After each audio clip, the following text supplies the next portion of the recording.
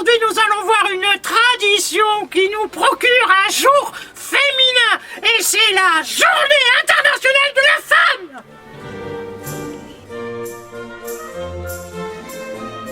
De nos jours, vous pratiquez cette coutume qui consiste à dédier la journée du 8 mars à la femme, de la vénérer le temps d'un jour. Par exemple, mon mari est vraiment attentionné. Le jour de la Journée internationale de la femme, il veut absolument que je me repose. Il accepte que je fasse toute la vaisselle le lendemain.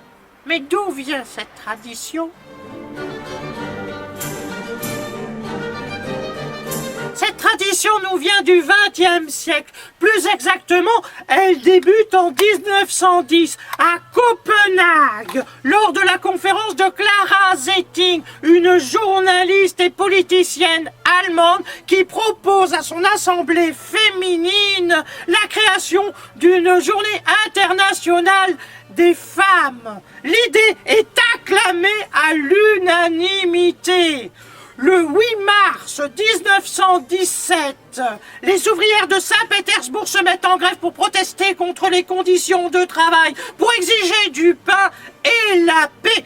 Elles obtiennent le droit de vote, mais aussi que ce jour soit désigné comme la Journée internationale des femmes à travers le monde. En 1945, au lendemain de la Seconde Guerre mondiale, le 8 mars devient le jour de la fête des mères. Il faut attendre 1977 pour que soit reconnu officiellement le 8 mars comme Journée internationale des femmes par les Nations Unies.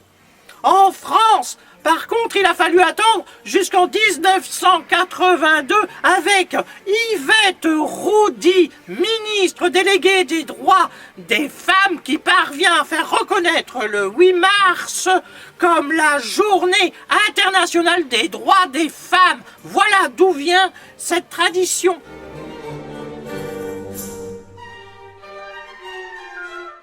La Journée internationale des femmes, c'est une journée rien que pour elles, durant laquelle elles ont tous les droits. Enfin, elles ont surtout le droit de manifester pour qu'on ait tous les mêmes droits. En somme, elles veulent des droits auxquels elles n'ont pas droit. C'est leur droit. Moi, je pense qu'on est dans notre bon droit. Et de nous interdire ces droits, c'est maladroit. Nous voulons les droits de l'homme. Nous voulons les droits de l'homme. Nous voulons les droits de l'homme. Allez, au revoir et à bientôt. Au revoir.